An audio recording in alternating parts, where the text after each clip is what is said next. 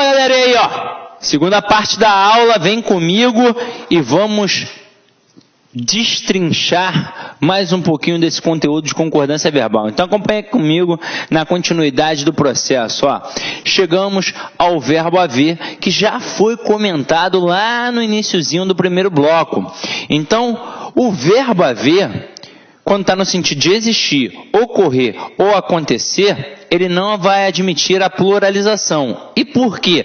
Porque ele caracteriza uma oração sem sujeito. Afinal de contas, pelas regras de concordância verbal, ele será um verbo impessoal, que é aquele que não tem uma pessoa para concordar, portanto, caracteriza uma oração sem sujeito. Então, olha o exemplo.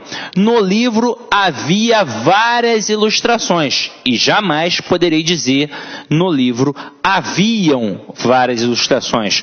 Durante o comício, houve protestos. Jamais poderei dizer, durante o comício, houveram protestos. Então, basicamente, a gente define que o verbo haver, quando estiver no sentido de existir, ocorrer e acontecer, obrigatoriamente ficará no singular. O que eu não posso dar mole nunca é que o existir, o ocorrer e o acontecer, eles não funcionam da mesma forma que o verbo existir. Eles são diferentes, eles são verbos pessoais, então eles vão concordar com o referente. Fica a dica, beleza?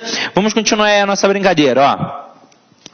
Verbos que expressam fenômenos da natureza no sentido denotativo, ou seja, no sentido real, só para dar uma massificada. Choverá muitos dias seguidos, é no sentido real, então a oração é sem sujeito. Opa! Em sentido figurado, há sujeito. Choveram muitos exercícios. Então, como aqui eu tenho sentido figurado, muitos exercícios é o nosso sujeito. E choveram granizos no sul, granizos aqui é o nosso sujeito. Na aula de tipos de sujeito, eu já mencionei essa estrutura aqui com vocês. Pode ser uma grande pegadinha para a prova. Uma coisa é eu colocar choveram muitos exercícios. Todo mundo vai perceber aí o sentido figurado. Mas ao colocar choveu granizo no sul, e olha a malícia. Quando o camarada coloca choveram granizos, o aluno já fica atento. Opa, como assim? O verbo está no plural. Se o verbo está no plural, é um grande indício de ser um sujeito. Mas o avaliador esperto, ele não vai colocar o verbo chover aqui no plural. Ele vai colocar o verbo no singular, para que você pense que a oração é sem sujeito. Então ele vai escrever, choveu granizo no sul. Aí você pensa, chuva, fenômeno da natureza. Granizo, algo da natureza. Então, oração sem sujeito. Mas nananina não. Simplesmente granizo estará no singular e o verbo vai acompanhar o processo de concordância. Porque ao dizer que choveu granizo, eu utilizo a figura de linguagem catacrese. Como nós vimos, é uma expressão desgastada pelo uso ou a impossibilidade de colocar um termo na sentença. Diante do caso aqui, eu tenho que ficar ligado no verbo chover. Então, qualquer coisa que chova e não seja a chuva, será o nosso sujeito. Chuva de granizo, chuva de canivete, chuva de palavrões, chuva de gols e por aí vai. Tranquilo, meu companheiro? Então, vamos adiante, ó. Verbo fazer, esse cara aqui nos persegue, ó, indicando tempo ou clima. Normalmente as pessoas falam assim, ó, faziam 10 dias que eu não te via. Está errado, meu companheiro, porque o verbo fazer, indicando tempo ou clima, obrigatoriamente ele tem de ficar no singular. Então, o correto seria, fazia 10 dias que eu não te via. E fará 10 dias de calor. Jamais poderei dizer, farão 10 dias de calor. Tranquilo? Massificamos. Vamos para um próximo agora. Esse próximo é interessante. Muito interessante. Vira e mexe,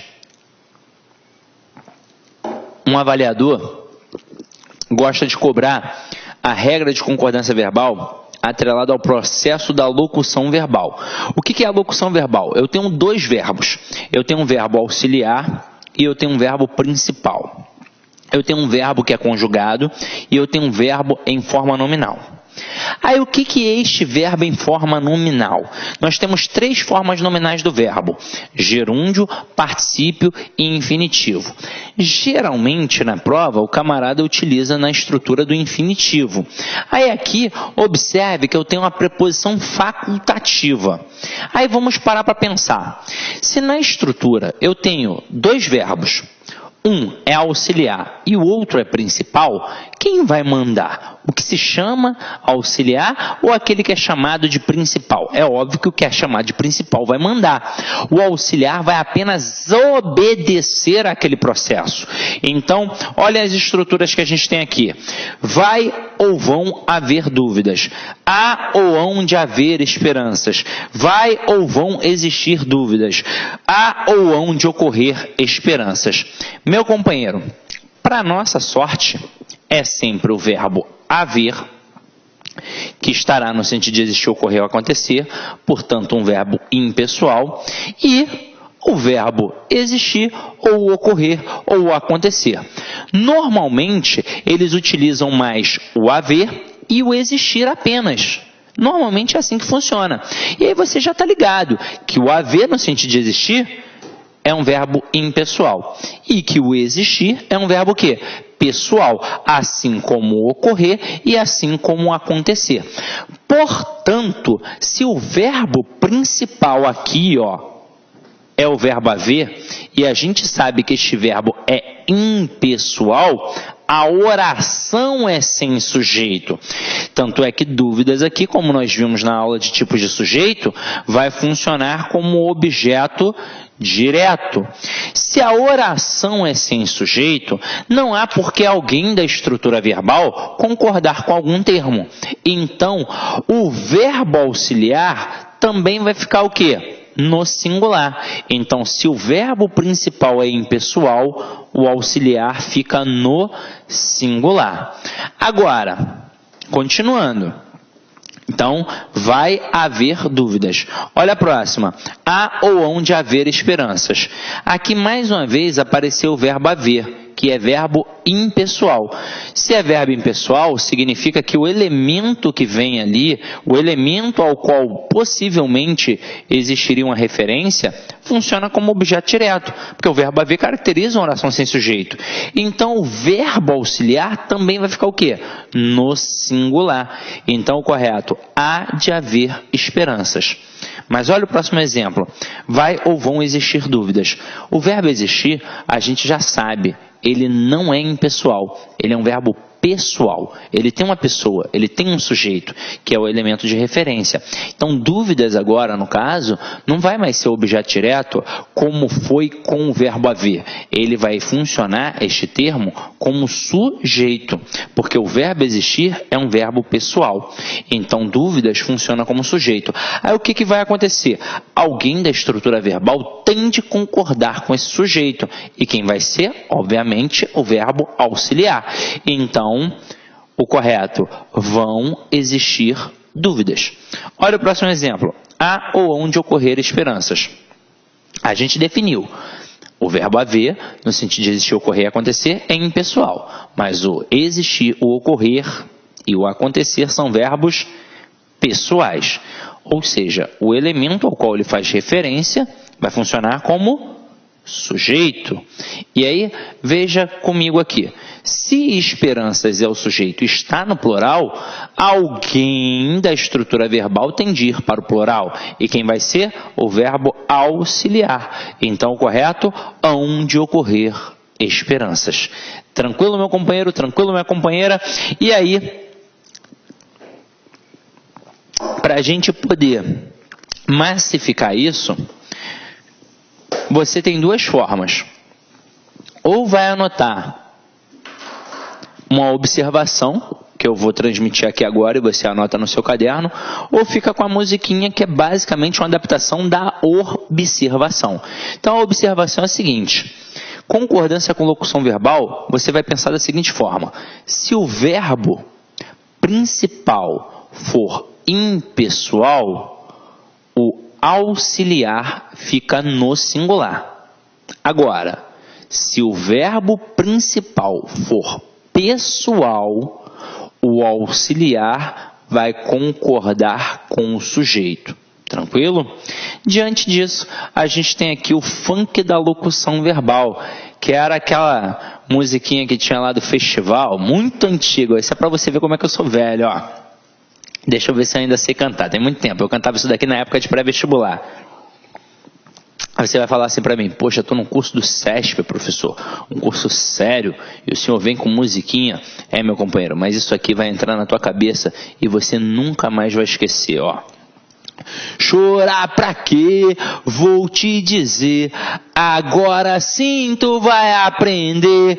Pare e pense um pouco mais, e desespero aqui nunca mais. Demorou? Vamos lá! Se liga aí na locução verbal.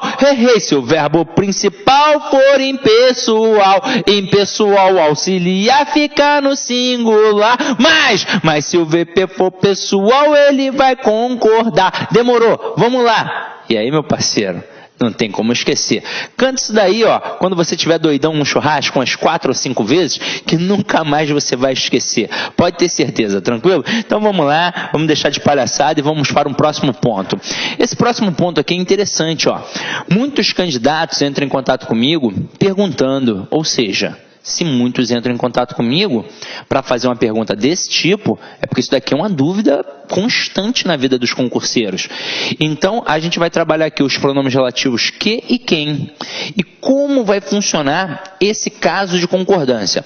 Quando a gente pensa no processo da coesão textual, a gente sabe que ambos vão fazer referência a um elemento anterior. Nós sabemos que o que vai fazer referência a determinados elementos, mas o quem tem uma peculiaridade. Ele faz referência apenas a elementos que funcionam como pessoa. Agora, como vai funcionar a Olá, meus amigos, minhas amigas, sou o professor Luiz Antônio Carvalho, estou aqui para fazer um convite muito especial para vocês. Nós, da Lá Concurso, nós preparamos um super curso para o Banco do Nordeste 2018, um curso atualizadíssimo, um curso completaço, ponto a ponto do edital, e nós, da Lá Concurso, eu garanto para vocês, aqui na Lá Concursos é o melhor curso de carreiras bancárias do Brasil, pode ter certeza disso.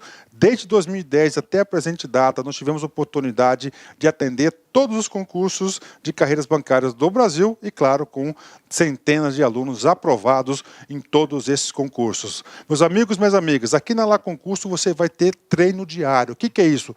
Todos os dias você vai ter uma meta de estudos e se você cumprir as nossas orientações pedagógicas, o nosso personal coach, tenho certeza que você ficará super competitivo. Meus amigos, minhas amigas, espero vocês.